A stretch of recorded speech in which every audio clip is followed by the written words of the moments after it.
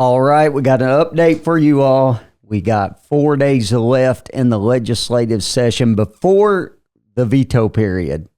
So we'll give the governor 10 days, and then we'll come back for 2 days. I believe it's the 27th and 28th of March, and that will be where we will have the opportunity to do our favorite thing that we do, and that is override the vetoes of the governor of Kentucky.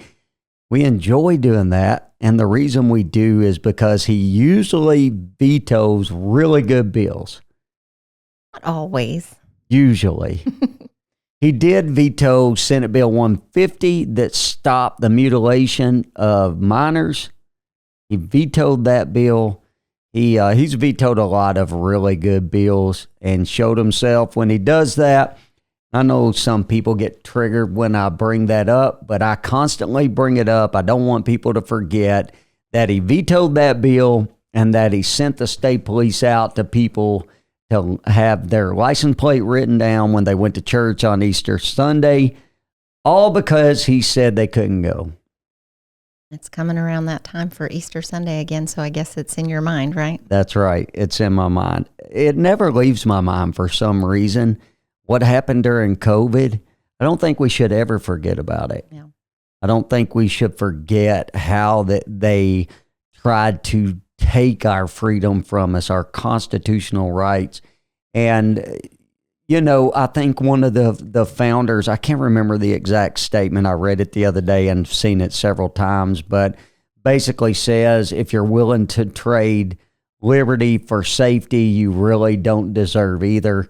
And the Constitution it doesn't change. And we have common sense. And what happens is a lot of times people don't want to let a crisis go to waste. So they try to implement their philosophies and it's really Marxism and communism is the mindset that they have. And they utilize these crises to come in and to implement that mindset, hoping that fear will drive people away. But I believe it backfired on them. I think part of the reason why that we are where we are right now with the president that we have and with the majority in the House and the Senate at the U.S. level is because of what happened during COVID. That's definitely a factor because people were just sick of it.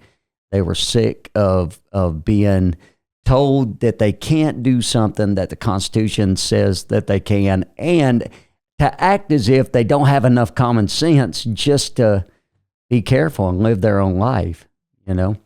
And so here we are. We're at that time, and we've got the Tuesday through Friday of this week, so this will be coming out probably on Tuesday morning. And then we'll go through Friday. There's a lot of bills that are coming this week. By design, always by design, we will be fed out of a fire hose the rest of this week with bills coming at us as quickly as they can throw them at us. They'll be changing moment by moment, coming out of the Senate into the House, out of the House into the Senate. And it is somewhat by design because it's a little harder to push back whenever certain people want to have their way. And so they push them through as quick as they can and hope that you've had enough time to read them and know what's in them, and more or less want you to just kind of trust them and support it.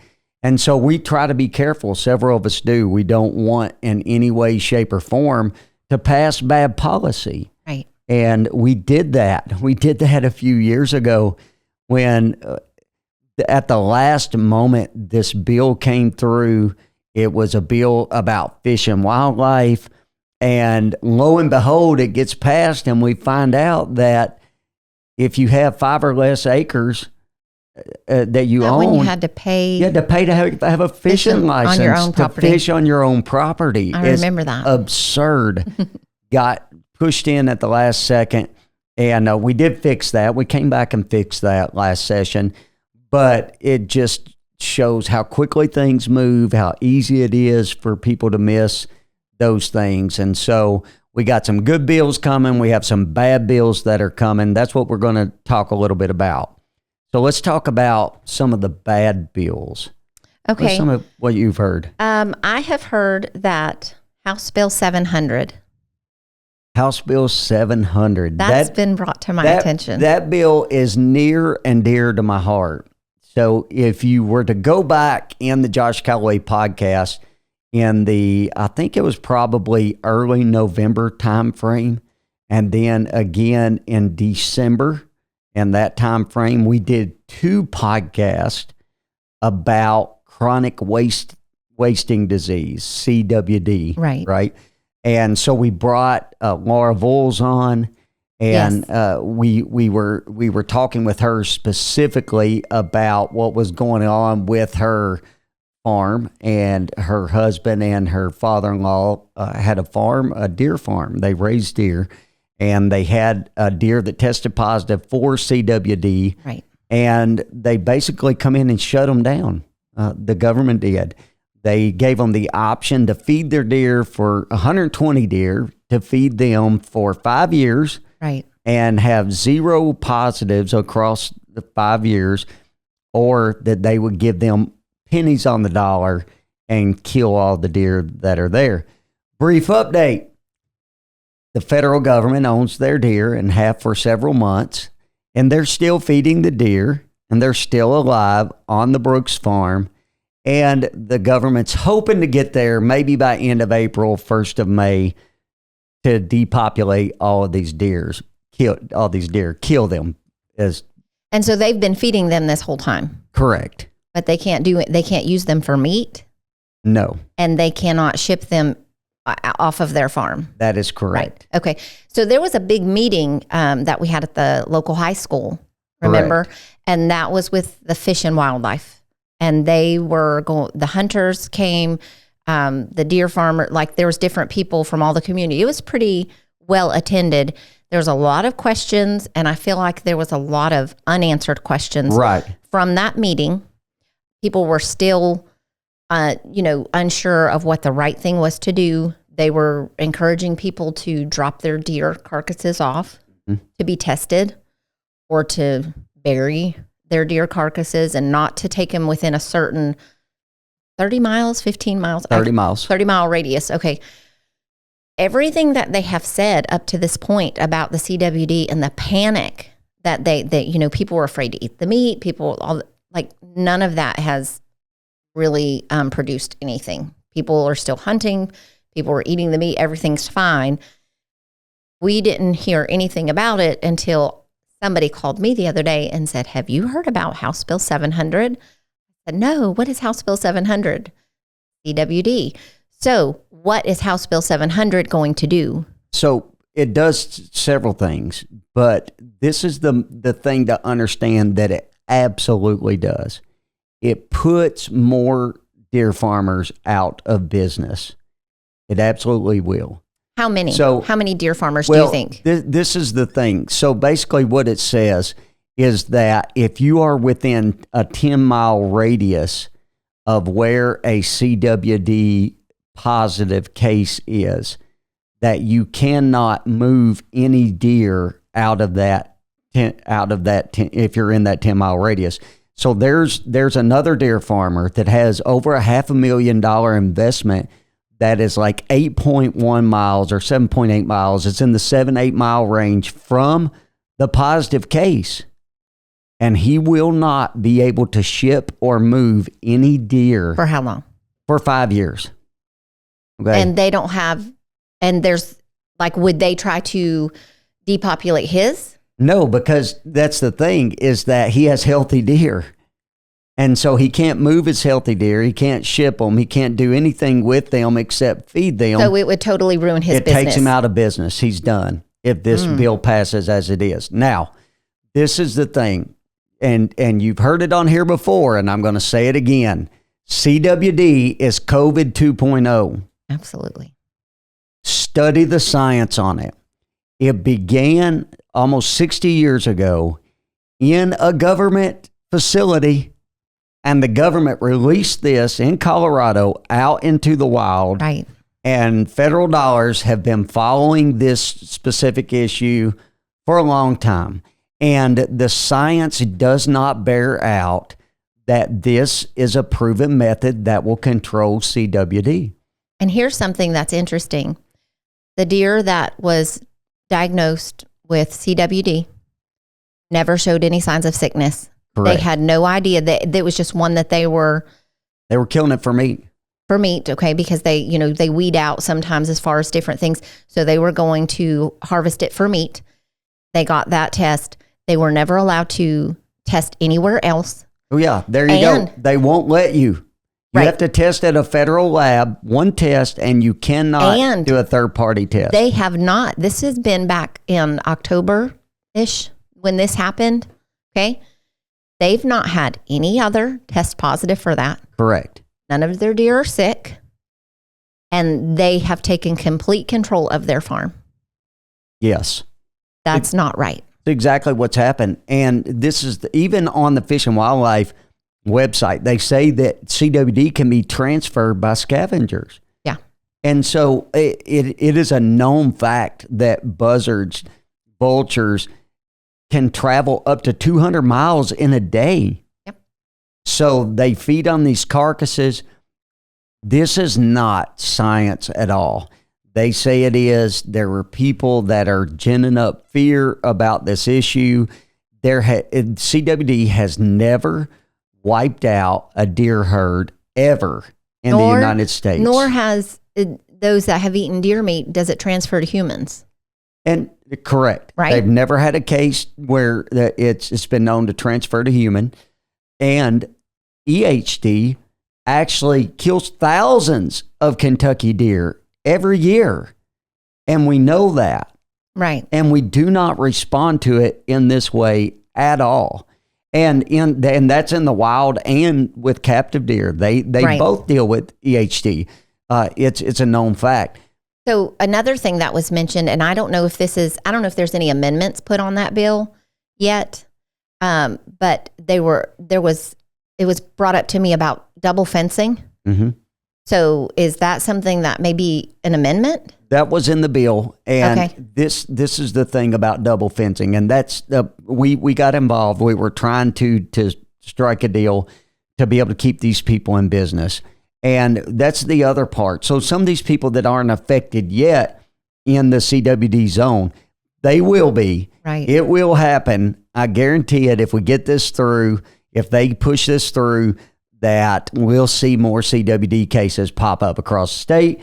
And we'll have more zones, which will shut down more deer farmers and stop the baiting that they want stopped and so on and so forth. And so the fencing aspect of it, though, for those that aren't in the zone right now, some of these people, you're talking about anywhere from $40,000 to $100,000 they would have to spend to be in compliance and double fence. And the other issue with it is that they were wanting this fence to be a perimeter outside of the current fence, and a lot of these people's fences are on the property line. Right. So they would have to move their current fence and then or put a new fence on the inside, and so it's not feasible. It's not plausible. The government should never be able to put its thumb on your business and cause you to lose it, period, when it comes to people that are just law-abiding citizens trying to make a living. Well, they never have the right to do that. Some of these deer farmers, though, I mean, they've been in business for how long?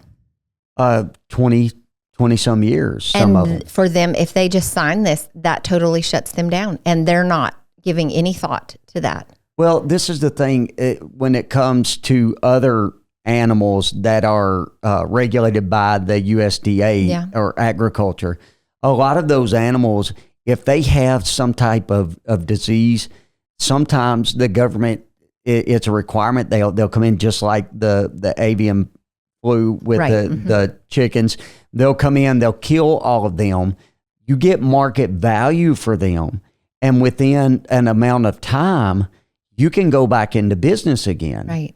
With this particular animal or with cervids, that include deer, there's no pathway to get back in business, period. It's over. Yeah, that's what I've seen is there's when the government steps in and they declare the CWD and they do all the things, they can't recover from it. Correct. It's such a long time for the 5 years.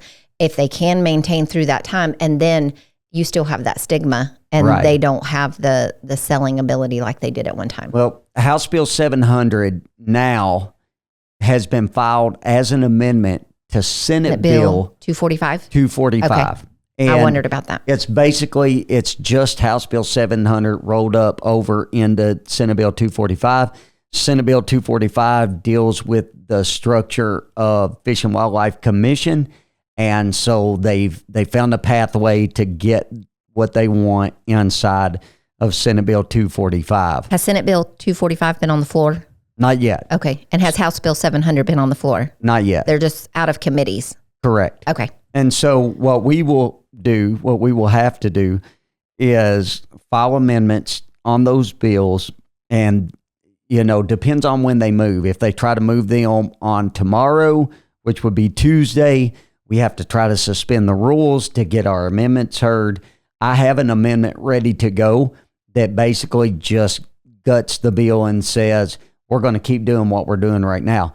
Even though it's bad, what we are currently doing does not work for the farmers, and it is not correcting any problems. So it's bad policy. We need to work on that policy, but we definitely don't need to tighten up more on these people and cause them to lose their businesses. And so it's a hoax, in my opinion. Right. I think that it's a way to gin up fear. It's a way for people to eliminate deer farms because they don't like them, whatever the case may be. Some of these people are outfitters, so they have high fence, and their people are paying to come in and hunt on their farm. And here's the thing about that.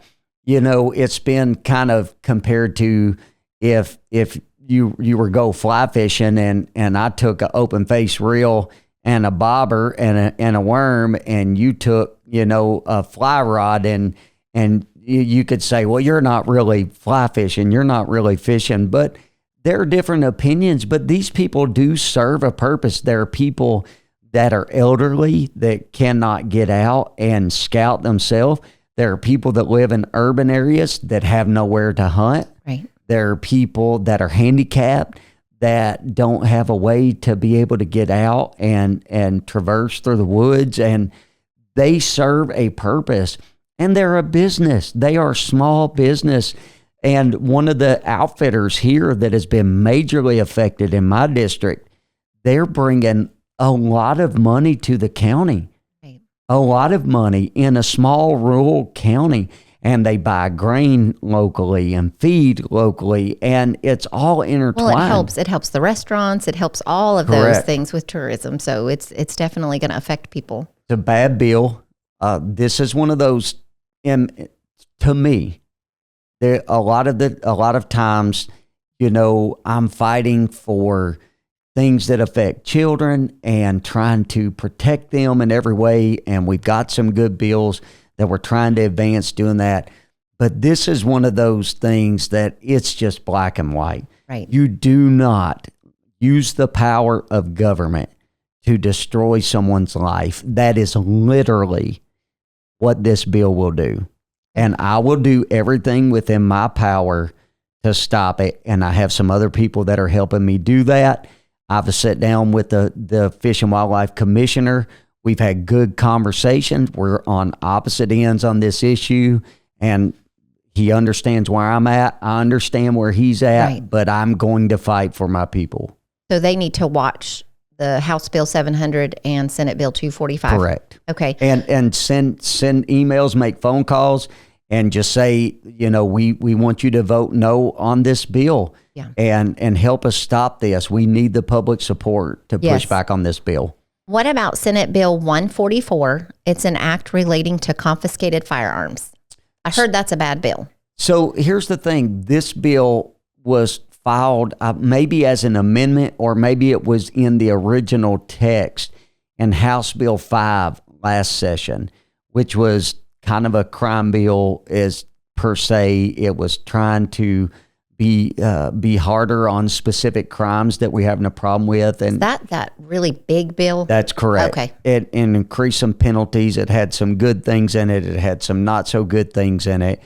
This piece was in it, and it got taken out. And basically what it says, what the original bill said this year, was that if a firearm was used in a homicide, that it would be confiscated, and then it would completely be destroyed.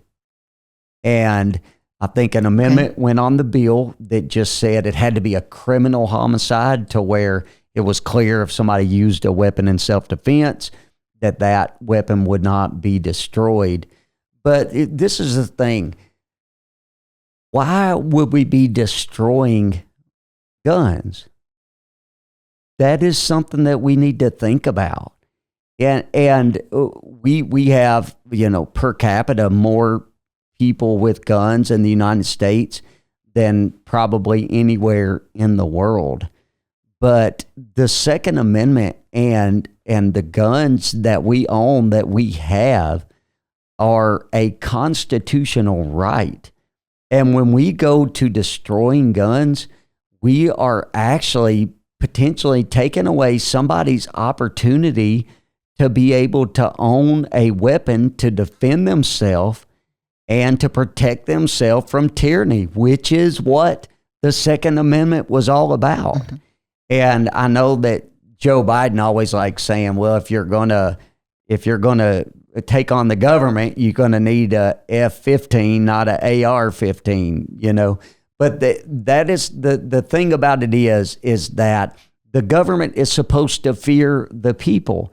And we don't own weapons because we're trying to make our government afraid of us, but we do own weapons for self-protection. So what is the point of the bill, and the fact that if it was used in a homicide that they're going to destroy it? Is that to give It's an emotional bill. Okay. It's an emotional bill. And any time that we do something based on emotion, we typically do the wrong thing. Yeah. And so it's real easy to sell. I'm sure some good people voted for it because, if your son or your daughter was killed by a gun, and that gun, but guns don't kill people. Will kill people. People kill people. It is evil humans many times that are on the trigger of that gun that take that person away from their family. And so we have to make sure that we address crime and address people that commit crimes. Right. And that we're intervening as early as we can, and we're doing all that we can do. But guns don't kill people. We don't crush every car that somebody dies in an automobile accident. Right. We don't do that. It's an emotional thing. Okay. And when we do emotional things, we typically get it wrong. So this was Senate Bill 144. Has this passed through the Senate? It has passed through the Senate. Okay. It's coming to the House. It's coming to the House, and it is supposed to come into committee this week. And so I know there's some people that were working to try to make sure they didn't have the votes to get it through committee. But whichever way it goes, we want people to engage and let them know this is not a good bill. It's an infringement on our Second Amendment. Right. And we don't want to give an inch on this. We have given way too much. We have already unconstitutional things that people are having to abide by. So we don't want to give an inch on the Second Amendment. And I know that the emotional appeal is probably going to be having to do with the gun violence crisis that we have, and keeping it out of the hands of children, and all those things that we're for. Correct. But the gun on its own in a place never does anything until it's picked up by someone.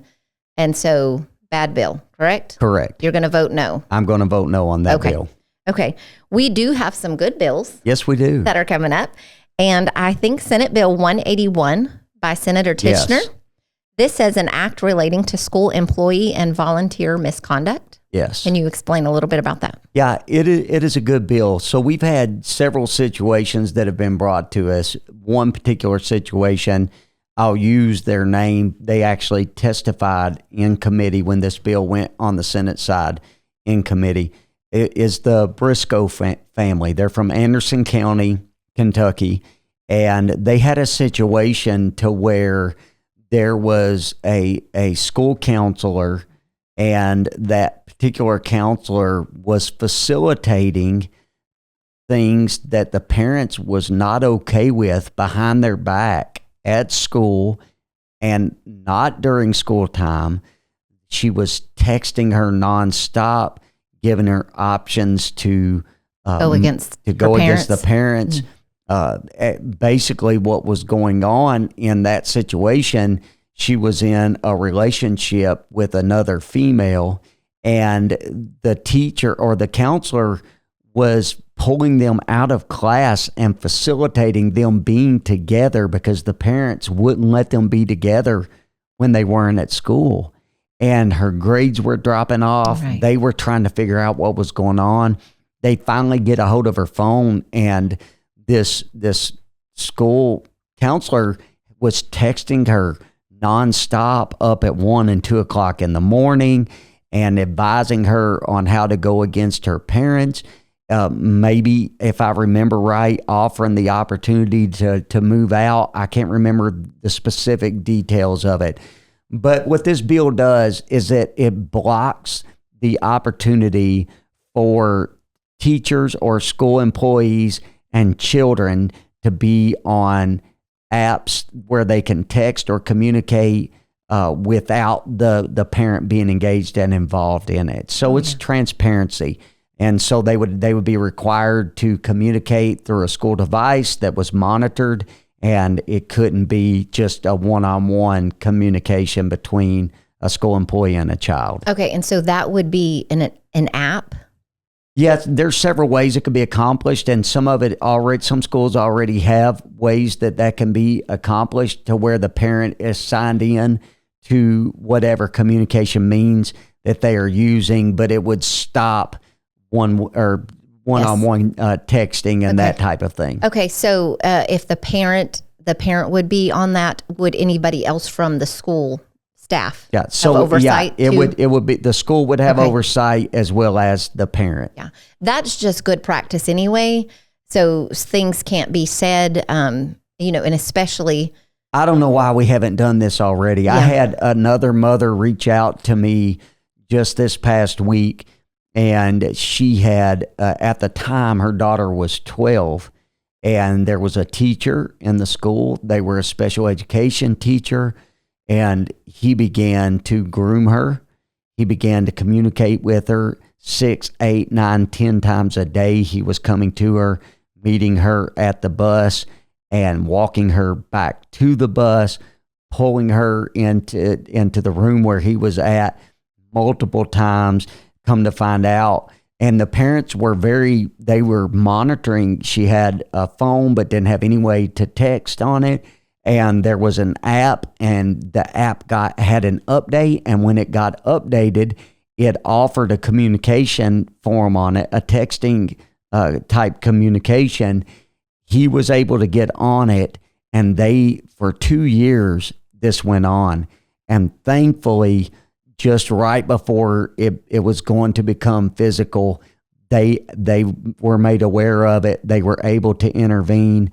They're in the court system right now, and it looks as if right now there's really no recourse other than the stalking statute, and they've looked at how often that he was reaching out to her, and it might fall under that before it's all said and done. So that's the only thing that he could be charged with? As of right now. What about the counselor that you mentioned earlier that facilitated that for that young girl and all the text and after hours and all? Was there any repercussions there? Not as of right now. They are still tied up in court. It was really sad. The superintendent, come to find out, was in the know of this. The school board refused to put them on leave at the time. It was a terrible situation. And it was terrible because there were a lot of adults that knew what was going on and did not say something about it. And so what we have to do is block this communication that doesn't filter through the parent. Yes. And this is a fact. This is not an attack on public schools. This is not an attack on anybody per se, but predators will go where kids congregate. Yeah. And so they're looking for ways to get in to the system. So we know they're there. We've had situations brought to us. It's past time that we make sure that kids are protected. So this is Senate Bill 181, and we need to say, encourage people to vote for this one. That's right. We need it in committee. We need it assigned to committee on the House side. I don't know. I think it went through Health and Family Services on the Senate side. It's typically would be an education bill. Yeah. It could probably go either pathway, but we need it assigned at Senator Tichenor's bill. And there's no downside to this. All this is going to do is help kids. Protect kids. Yeah. Okay, good. Senate Bill 75, concealed deadly weapons. Yeah, so this is a good bill. I didn't have who was the sponsor on that one for some reason. Senator Aaron Reed. Okay. This is his bill. And he's a freshman, right? He is a freshman. Okay. State Representative Maddox has filed this bill multiple times over the last several years. And so she's tried to move this forward. And Senator Reed has got it through the Senate this time. And what it does is it lowers the age for concealed carry to 18. Instead of 21? Correct. Okay. And so in Kentucky, we are an open carry state. So you can open carry from 18 up. And then you can conceal carry as well in Kentucky without a permit. At 21. At 21. And so what we're saying is if a 18-year-old can pick up a rifle and go protect this nation, why should they not be able to have the same right to carry a concealed weapon as they would at 21? Right. And when you go back and look at our history, we've talked about this, and we were talking with a local man just the other day who is a Korean War veteran. He's fixing to be 93 years old. He's lived in this community his whole life. He runs a funeral home here locally, and it's amazing the health that he is still in. But we were talking about the war, and he reiterated the fact that there was young men lying about their age, 15 and 16 years old, right, that were going to war. Right. They were getting shipped out and going and fighting for this country. The Second Amendment is a constitutional right. And so there's no reason that we shouldn't just make this 18 and older. And so it's a good bill. I encourage people. Now, has it passed on the Senate floor? It has passed out of the Senate. Okay. So it needs to come to the House and get heard in committee? That's correct. Okay. And I know Senator Reed is working on that, and a lot's going to happen this week. So we're going to be disappointed at times. We're going to be excited at times. We're going to be in battles at times at trying to advance stuff and trying to strategize. And so it's going to be a fun week, an interesting week. As a spectator, I am not a legislator or a senator, but I am I'm up there quite a bit when you are up there. And the last week, it's just, if you're going to go and watch, this is the week to do it. There'll be people scurrying back and forth, and things change, and the House will stand at ease, and we call recess, and we need to caucus, and it's just, and you're just trying to keep up. What's going on? So it will be busy. It'll be that way for this week. Now, we will go into the veto period. We'll come back the 27th and the 28th. Yes. And those will be the veto override days. Those are interesting days to watch as well, because typically anything that is controversial has passed. So sometimes the public will show up if we're overriding a veto that a group doesn't want us to override. We saw that with Senate Bill 150. The governor vetoed it. We had a lot of protesters show up because they were trying to convince us not to override the veto. Protesters in the gallery? Yes. That the bill was passed on the House the other day about protesting? Yes. It's a bad bill. That's another bad bill. I'm not going to talk about that bad bill, but that was a bad bill. It was House Bill 399, I believe. I can't remember, but it was. And it's not a great bill. People need to be respectful. People, we already had laws that would they can remove somebody that is stopping us from. They had laws for everything that happened that day. Yes. So you shouldn't be a felon. Possibility of being a felon. That's correct. Anyway, we won't talk about that bad bill. We have one more good bill. Okay. Senate Bill 2 with an amendment. So it's an act relating to correctional facilities. I think that has to do with the gender affirming care. That's correct. And transgender surgeries and things. Okay. So it just says right here, an act relating to correctional facilities. Right. So is it only in correctional facilities? It is.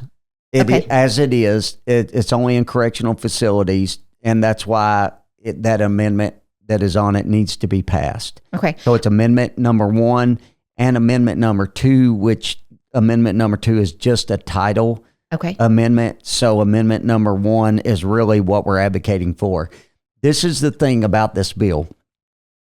In August, I had somebody a lady that is incarcerated reached out to me, and she said that she was having trouble with tooth pain, and she's been trying to get seen for a long period of time with a doctor, and she couldn't, but that she had women around her that were transitioning, and they were getting meds to transition. They were seeing physicians to transition, and she couldn't get her tooth fixed. And I began to look into it because it piqued my interest to think that was going on in our correctional facilities. At the time, the Cabinet of Health said it wasn't going on. Right. And then in November of this year, they tried to sneak an administrative reg through the regs committee to allow it to go on because it was going on. Since that has happened, what we have learned, they have admitted to I can't remember, 60-ish, 64, 67 people that are incarcerated that the taxpayer is paying for them to quote unquote transition, of which you can't do. Right. But we are paying for their attempt to try their mental health issue to try to transition. Okay. So what this bill does, it addresses that in the jail and correctional facilities. What the amendment does is my amendment, because I had filed House Bill 154, I believe it was. And what my bill basically said was no tax dollar could pay for anybody in the state for transition services.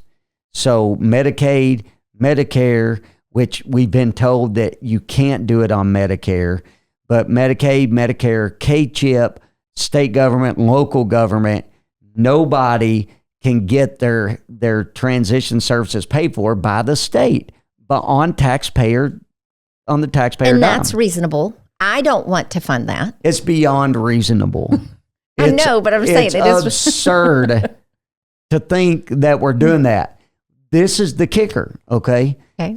So the Senate Bill 2 got filed to address in jails and prisons. House Bill 5 got filed to address jails and prisons. I filed House Bill 154 that says we just need to address it across the board. And the Cabinet of Health and Family Services send me an email, and they tell me that if my bill passes, that 10 to 15,000 people in Kentucky would lose their ability to transition. But it's not happening. They said it wasn't happening. And then they turn around and tell me that 10 to 15,000 people are going to lose transitional services if my bill passes. And they say that it's going to cost the taxpayer an additional $21 million because all of these people are going to have additional psychiatric hospitalizations and care. So you're not saying that they can't continue with whatever care that they want. They just have to pay for it themselves. Pay for it themselves. Right. Not me, not my neighbor, not your average Kentuckian.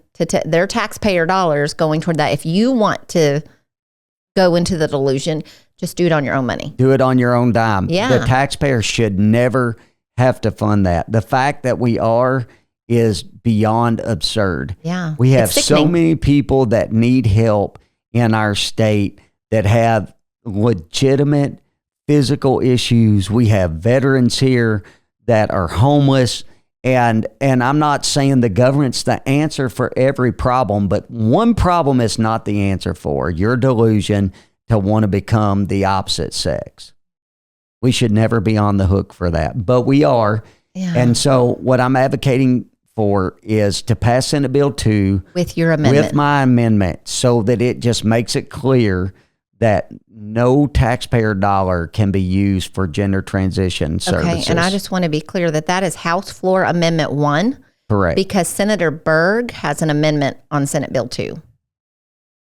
Okay? Yes. So I know that I think she is saying that people that are already receiving that Correct. care to Yeah. continue so in that care. it's already made it out of the Senate without her amendment. Okay, so that's not on there. I just saw that correct. listed. Okay. Yeah, it's in the House now. The House has received it, and it only has my amendment on it. And so if someone wants to email or call, they need to say to support Senate Bill 2 with House Floor Amendment 1. That's correct. Okay? Yeah. And that would make it a good bill. It's a good bill as it is if we're addressing 64 or 67 people. But if the cabinet is telling us that there's 10 to 15,000, then as it is, it's only taking care of less than 10% of the problem. So we just need to address it. I talked with the sponsor of the bill over the weekend. He seemed open to me moving forward with the amendment. And so we'll be working it on our side and see if we can get that passed. That should be a no-brainer. So we have some bad bills that we need people to Yes. call about and tell them to oppose. That's House Bill 700. Yes. Okay. And then we also need them. Senate Bill 245 Yep. with the amendment. Okay. And then the one about the confiscation of the firearms if it was used in a homicide. That one. Correct. Okay. Senate Bill 70. No, that was the good bill. Yeah, that was the good bill. Senate Bill 144. Senate Bill 144. Okay. That's correct. So that gives them a little bit of things that the people they can do this week to help with That's right. this busy week. There will be a lot of other things going. So make sure that you stay tuned to our social media accounts. There may be times that we're advocating for something that we need you, the public, to engage and get involved. We'll be looking at other bills to file amendments on to get things across the finish line. So stay engaged in what is going on. We've seen a lot of public engagement this session, and you have been instrumental in stopping some bad bills and in advancing some good bills. And so thank you for what you're doing, but we need so much more of it. We really want the public to let your voice be heard to your representative, and let's make Kentucky a better place. We have a super majority in the House, a super majority in the Senate. Let that sink in for just a minute. We have a mandate from the American people with electing Donald Trump as the president of the United States of America. That mandate is for radical change. It is the passiveness has got to go. The passiveness has to end. That is the reason why we are where we are. Right. So let's stop being passive. Let's get engaged. Get our head out of the sand if it's there. If it's not there and you've been engaging, kick it up a notch and let's make a great difference in this nation, not just for us, but for our kids and our grandkids, for the generation that's coming behind us. Like, share, subscribe. Make sure that you're letting people know about our podcast. Thank you and God bless.